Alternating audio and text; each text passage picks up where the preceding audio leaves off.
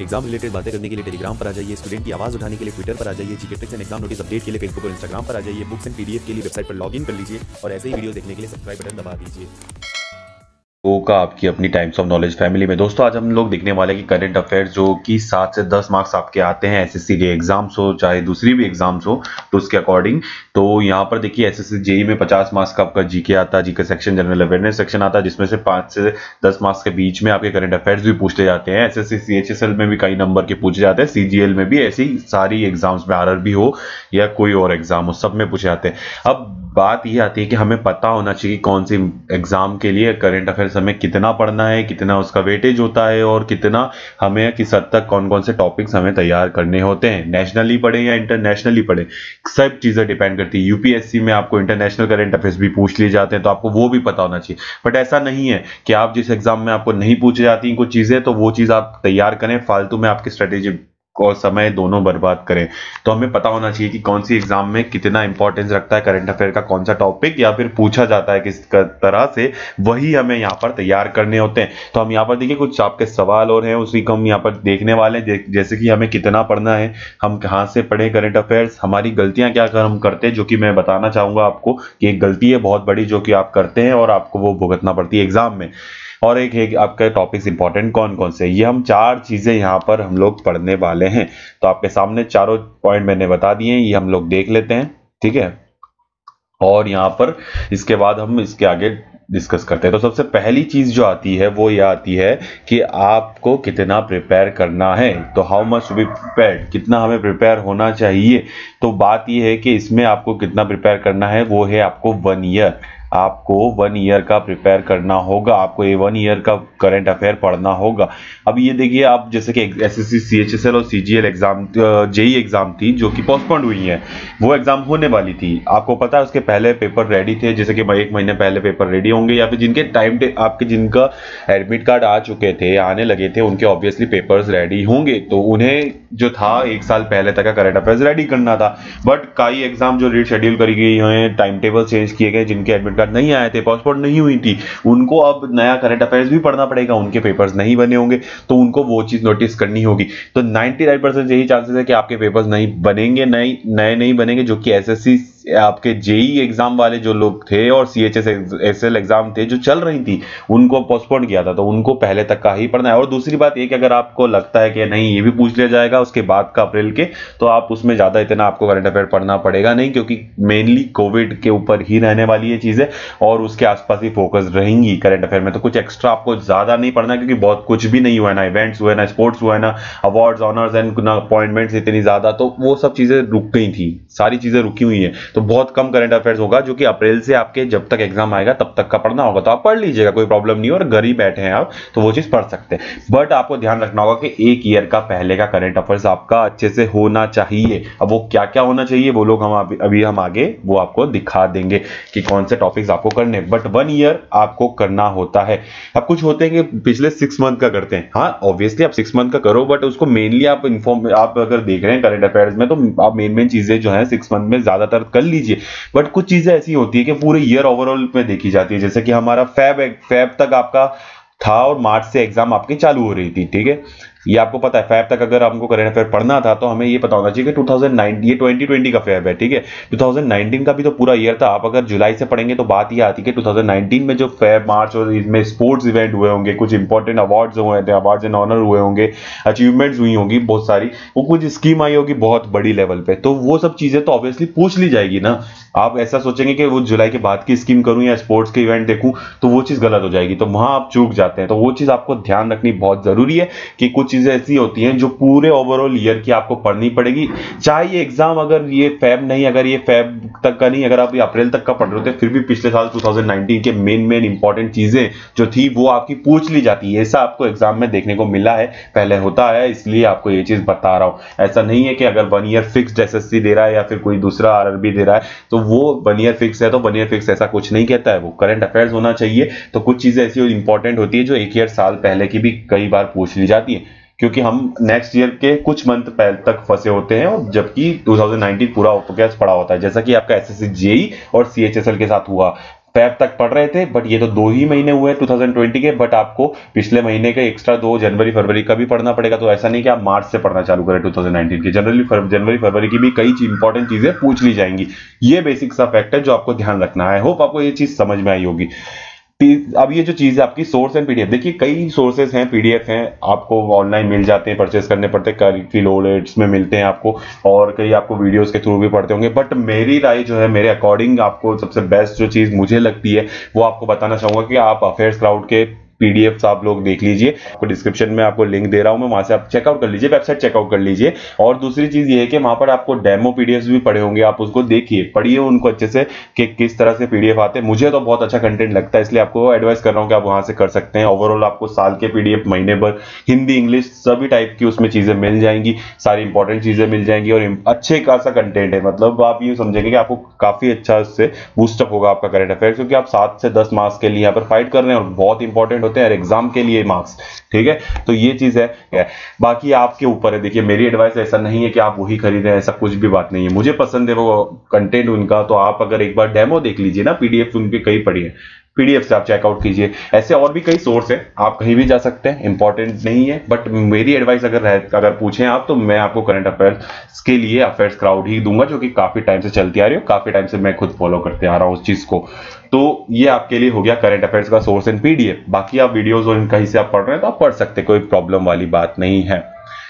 बात आती है अब यहाँ पर मिस्टेक्स की, क्या आप मिस्टेक्स क्या करते हैं। अब इंपॉर्टेंट मिस्टेक जो आप सबसे बड़ी मिस्टेक करते हैं वो करते हैं कि एग्जाम टाइम पे लास्ट के वीक में करंट अफेयर पढ़ने जाते हैं।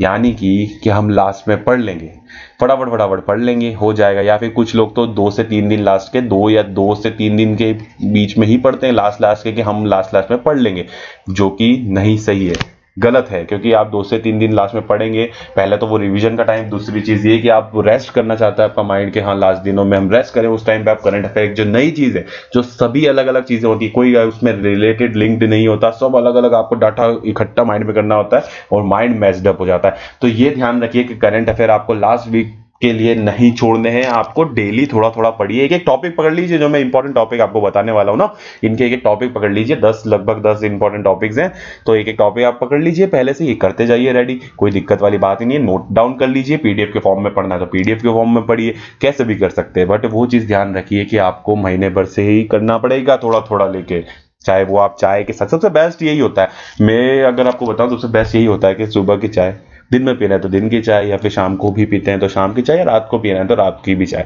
हर चाय के साथ या फिर कॉफी के साथ या फिर जूस जो भी आप लेते हैं उनके साथ आप एक करंट अफेयर कर लीजिए। 5 से 10 मिनट का आप ये टाइम लेता होगा आपका, थोड़ा सा रेस्ट होते होंगे, उस टाइम करंट अफेयर पढ़ लीजिए ना, जैसे पेपर पढ़ते न्यूज़पेपर सुबह सब लोग, उसी तरह से आप इसको रेडी कर लीजिए। एक टॉपिक रोज हो जाएगा। लास्ट में एक साथ सारी चीजें पढ़ने बैठेंगे तो बहुत ही गलत इफेक्ट होगा। अगर आपको लगता है कि ये चीज मैं गलत बोल रहा हूं तो एक बार करके देख लीजिएगा, एग्जाम में आपको वो चीज पता चल जाएगी। तो जितनी भी चीजें हुई हैं वही आपके सामने बता रहा हूं। कई लोगों की यही चीजें होती आई हैं और कई लोग कहते भी आएंगे करंट अफेयर्स में हमारे साथ ऐसा हो जाता है, वो यही मेन रीजन होता है उनके साथ। तो देखा गया ये चीज, तो आप मानना आप नहीं मानना आपके ऊपर है, बट मेरी एडवाइस है कि आप इस तरह से आप ध्यान रखिए इन चीजों का, कि लास्ट टाइम पे ये नहीं करना है आपको। क्योंकि क्या है ना, आप सोचते करंट अफेयर्स ही है लास्ट में कर लेंगे, तो वो चीजें बहुत गलत हो जाती है। अब आती है what are the important topics, हम किस इंपॉर्टेंट टॉपिक्स को यहाँ पर प्रिपेयर करें। तो आप देख लीजिए वो इंपॉर्टेंट टॉपिक्स कौन कौन से हैं, तो हम वो भी देख लेते हैं। तो अब आपके सामने इंपॉर्टेंट टॉपिक्स और रख रहा हूं मैं, जो कि हैं आपके सामने, तो आप यहां पर देख लीजिएगा। तो देखिए पहली चीज आती है लास्ट 1 ईयर, जो कि मैं बता चुका हूं कि 1 साल का पूरा पढ़ना है। बट अगर नेक्स्ट ईयर का अगर कुछ भी 1-2 मंथ 1, 2 या 3 मंथ्स अगर एक्स्ट्रा आ रहे हैं वो भी आपको करने होंगे, तो यानी कि 1 ईयर प्लस समथिंग कुछ होना चाहिए, यहाँ पे प्लस लगा देता हूं। तो ये चीज को ध्यान रखना है आपको।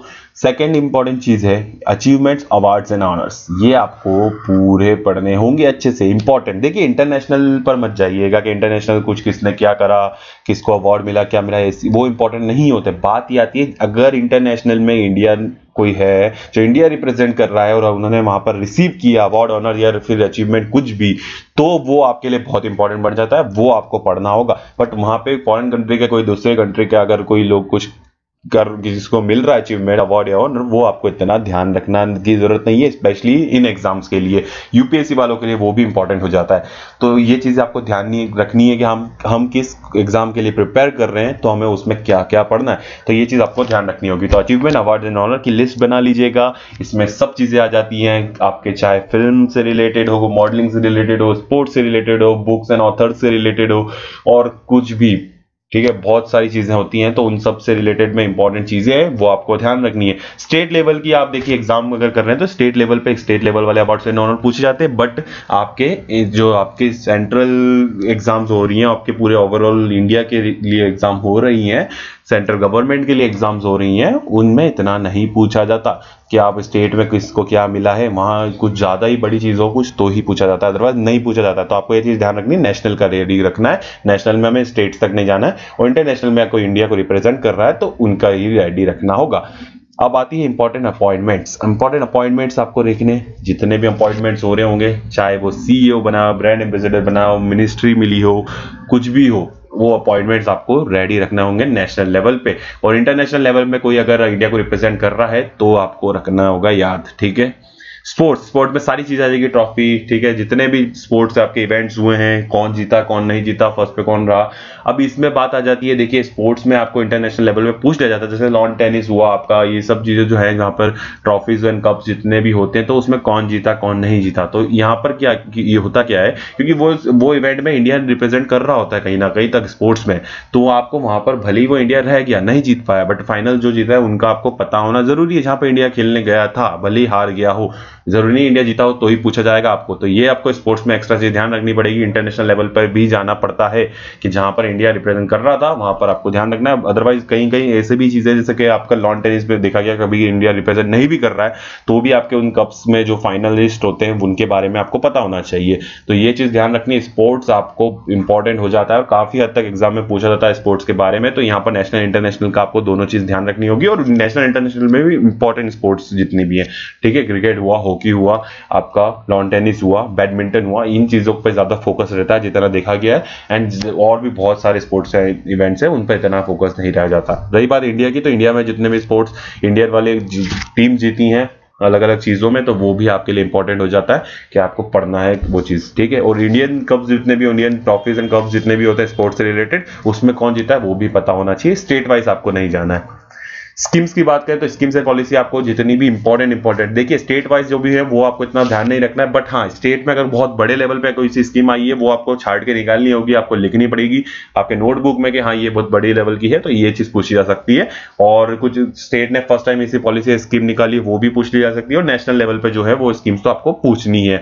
तो ये चीज आपको ध्यान रखना होगा कि ज्यादा डीप में आप स्टेट लेवल तक ना जाए, ऊपर ऊपर तक आप ध्यान रखें, स्टेट लेवल में से इंपॉर्टेंट स्कीम्स को आप निकाल लें। इंडेक्स की बात है तो इंडेक्स के आपको देखिए ये चीज तो है, इसमें नंबर्स याद करने पड़ते हैं, कौन सी इंडेक्स आपकी इंडिया को मिली है, इंडिया पे ही ध्यान रखना है। और मेनली कुछ इंडेक्स ऐसी होती है इंपॉर्टेंट इंडेक्स जो होती है, जो टॉप इंडेक्स होती है जिनकी बहुत जरूरत होती है, तो वो इंडेक्स में आपको टॉप पे कौन है वो भी ध्यान रखना पड़ेगा, वो चीज आपको एक्स्ट्रा एड अप करनी पड़ेगी इंटरनेशनल लेवल पे, क्योंकि इंडिया हर जगह टॉप पे नहीं होती, काफी इंडेक्सेस में बहुत पीछे। तो इंडिया जो टॉप पर था उनको आपको ध्यान रख के चलना पड़ेगा कि हाँ टॉप पर ये भी बैठे हुए हैं। तो कुछ इंडेक्स ध्यान रखनी है, ऐसे बहुत इंडेक्स होती है, सब पे ध्यान नहीं, जो मेनली फोकस्ड होती है एग्जाम पॉइंट ऑफ व्यू से या इंपॉर्टेंट होती है वही इंडेक्स आपको ध्यान रखनी है। और उसके लिए आप ये जो पीडीएफ एंड ऑल आप रखेंगे, इसमें आपको समझ में आ जाएगा कि किस तरह से इंडेक्सेस कितनी होती हैं और कहां कहां आपको इंडिया वहां पर है।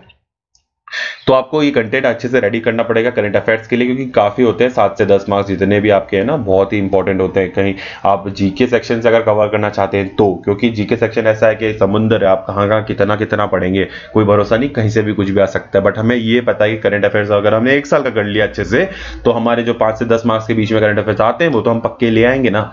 तो ये चीज आपको पक्की है कि हाँ यहाँ से तो आना ही है, तो ये चीज आपको इंपॉर्टेंट हो जाती है, इसलिए ध्यान से पढ़िएगा। न्यू रिसर्च पढ़नी है, कुछ रिसर्चेस हुई है, नहीं कुछ ज्यादा नहीं होती हैं रिसर्चेस, ऐसे तो बहुत कम ही होती है। एक टॉपिक है भले ही अलग से पढ़ना है, पर आपको बहुत कम इसमें से डाटा आपको मिलेगा, तो नोटबुक में आपके लिए बहुत कम चीजें आएंगी रिसर्चेस की तरफ से। तो रिसर्चेस आपको इंपॉर्टेंट इंडिया जहां से है वो आपको ध्यान रखना पड़ेगा, इंडिया जहां रिप्रेजेंट कर रहा है, रिसर्चेस कुछ इंडिया में अच्छी नई नहीं हुई हो या फिर ज्वाइंट रिसर्च हुई हो, जो भी हो आपको वो चीज ध्यान रखनी पड़ेगी। आपके लिए first in India in states में देखिए काफी ऐसी चीजें जो पहली बार इंडिया में की है, फर्स्ट टाइम इंडिया ने की है, या फिर पूरे ऑल ओवर वर्ल्ड में फर्स्ट इंडिया के पास आई है, मतलब पहली बार इंडिया कर रहा है। तो वो चीजें आपको इंपॉर्टेंटली ध्यान रखनी है। दूसरी स्टेट्स की बात आती है कि इंडिया के अंदर अगर देखा जाए तो इंडिया में इतनी स्टेट्स है, तो स्टेट्स ने इंडिया में फर्स्ट टाइम क्या चीज करी है लॉन्च, या फिर कुछ नई स्कीम लाया, या फिर नई क्या कुछ भी इन्वेंशन किया, कुछ भी चीज आती है, ठीक है, नई पॉलिसी या फिर कुछ भी नई चीज अगर वो लॉन्च कर रहा है स्टेट, वो फर्स्ट टाइम इंडिया में हो रही है, तो वो स्टेट की वो चीज इंपॉर्टेंट हो जाती है। अदरवाइज ज्यादा चीजें नहीं घुसना है आपको। स्टेट ने जो लॉन्च की, जो इंडिया में फर्स्ट आ रही है, वो आपको ध्यान रखना है, और इंडिया ने वर्ल्ड में फर्स्ट टाइम जो लॉन्च किया है चीजें कुछ इंपॉर्टेंट, वो आपको ध्यान रखनी है। तो इस टॉपिक के बारे में आप आई होप अब समझ गए होंगे। जॉइंट मीटिंग एंड एक्सरसाइजेस, देखिए जॉइंट मीटिंग में मोदी जी काफी कर रहे हैं, आप जानते हैं, ठीक है, अलग अलग जगह जाकर, तो वो मीटिंग्स इंपॉर्टेंट हो जाती है कि वहां मीटिंग्स में क्या मेनली फोकस था, क्या उसका टाइटल था, मतलब किस चीज पर वो रखी गई थी। और जॉइंट एक्सरसाइजेस, मिलिट्री एक्सरसाइजेस काफी होती हैं, उनके नेम पूछ लिए जाते हैं, किन किन देशों के बीच में हुई थी वो पूछी जाती है। तो इंडिया और दूसरे देश के लिए भी पढ़ना है, अलग अलग देशों में दूसरे इंडिया के अलावा वो नहीं पढ़ना है, इंडिया ने किस किस के साथ कौन कौन सी है, उनका नाम क्या क्या है, वो आपको ध्यान रखने होते हैं। और जो इंपॉर्टेंटली इसमें इस साल में, मतलब जो आपका करंट अफेयर पढ़ रहे हैं उस दौरान हुई है, उन्हीं का ध्यान रखना होता है। बाकी ऐसे तो काफी पहले भी हो चुकी है, तो उनका इतना इंपॉर्टेंट नहीं है, आपको ध्यान रखना, अदरवाइज आप भूल जाएंगे। सबसे इंपॉर्टेंट है बुक्स, 1 से 2 क्वेश्चन यहां से बन जाते हैं, और बुक्स के लिए भी आपको पिछले साल, मतलब ये जो 1 साल का आप करंट अफेयर पढ़ रहे हैं, उस बीच में कितनी बुक्स आई हैं, उसको आपको ध्यान रखना पड़ता है कि उसके राइटर कौन है और उनका बुक का नेम क्या है, या फिर बुक का नेम दे दिया तो राइटर पूछ लेंगे, राइटर दे दिया तो बुक का नेम पूछ लेंगे। तो ये चीजें आपको पूछ ली जाती है। अब दूसरी चीज आती है बुक में, अगर आप इंपॉर्टेंट जो राइटर आपने पढ़ा, जो पिछले साल का आप करंट अफेयर पढ़ रहे हैं 1 साल का, उस साल के बीच में जो राइटर था उसने ये बुक लॉन्च की, तो उससे रिलेटेड आपको 1-2 बुक्स के बारे में नॉलेज होना जरूरी है। क्योंकि कई बार ऐसा पूछ लिया जाता है कि वो जो राइटर इंपॉर्टेंट, जैसे बहुत सारे ऐसे राइटर्स हैं जो कि काफी इंपॉर्टेंट होते हैं एग्जाम पॉइंट ऑफ व्यू से, उन राइटर्स की बुक के बारे में आपको थोड़ा एक्स्ट्रा नॉलेज होना जरूरी है, ताकि वो बुक्स के अलावा उससे अलावा कुछ पूछ लिया जाए तो आपको पता होना चाहिए हाँ यही राइटर की एक्स्ट्रा ये बुक्स हैं। तो ऐसे कुछ 7 से 8 राइटर्स आप लोग खुद जानते होंगे और आप लोग निकाल सकते हैं कि हाँ उनके एक्स्ट्रा बुक्स हम पढ़ लें। बाकी जो राइटर्स होंगे, जो ऑथर्स होंगे, वो बुक्स आप इंपॉर्टेंट जो उस साल की भी आई हैं, लॉन्च हुई है, वो ही पढ़ लेंगे तो भी आपके लिए बहुत है, ठीक है। तो एक्स्ट्रा के लिए आप ध्यान रखिएगा, उन इंपॉर्टेंट राइटर्स जो ऑथर्स हैं उनके एक्स्ट्रा बुक्स जितनी भी थी इसके पहले आई हुई, वो आपको एक बार रीड आउट कर लीजिएगा, तो ताकि ध्यान रहे आपको एग्जाम में कि हाँ ये भी बुक इसने लिखी थी। तो ये 10 इंपॉर्टेंट टॉपिक्स मेरे तरफ से ये रहे, आपके 7 से 10 मार्क्स अगर आप चाहते हैं तो ये इंपॉर्टेंट टॉपिक्स आप एक एक करके कंप्लीट कर लीजिए, बहुत है, क्योंकि इसे आप करंट अफेयर्स कितना पढ़ेंगे इतना जरूरी नहीं होता, आपको जितना मार्क्स और जितना पूछा जाता है उसके अकॉर्डिंगली स्ट्रेटेजी वाइज पढ़ेंगे तो ज्यादा ही अच्छा होगा आपके लिए करंट अफेयर्स को अच्छे से रेडी करना और एग्जाम में मार्क्स गेन करना। तो ये टॉपिक्स आपके सामने ये रहे, आई होप आपको ये चीजें समझ आई होंगी। और आप एक चीज ध्यान रखिएगा, जो मिस्टेक मैंने आपको बताई थी कि आप एंड टाइम पे तक नहीं बैठेंगे करंट अफेयर रेडी करने के लिए, वो चीज आप जरूर मत करिएगा, बिल्कुल नहीं करना है वो चीज, आप पहले से ही प्रिपेयर करके चलेंगे, धीरे धीरे एग्जाम तक कंप्लीट हो जाएगा। तो ये चीज आपको ध्यान रखनी है। तो मिलते हैं नेक्स्ट वीडियो में इसी जगह पर आपके अपनी फैमिली में फिर नए कंटेंट नए वीडियो के साथ। जब तक के लिए विदा लेता हूं, आप सभी लोगों के लिए अच्छे से अपना ख्याल रखिए, मेहनत ऐसे ही करते रहिए। जय हिंद, वंदे मातरम।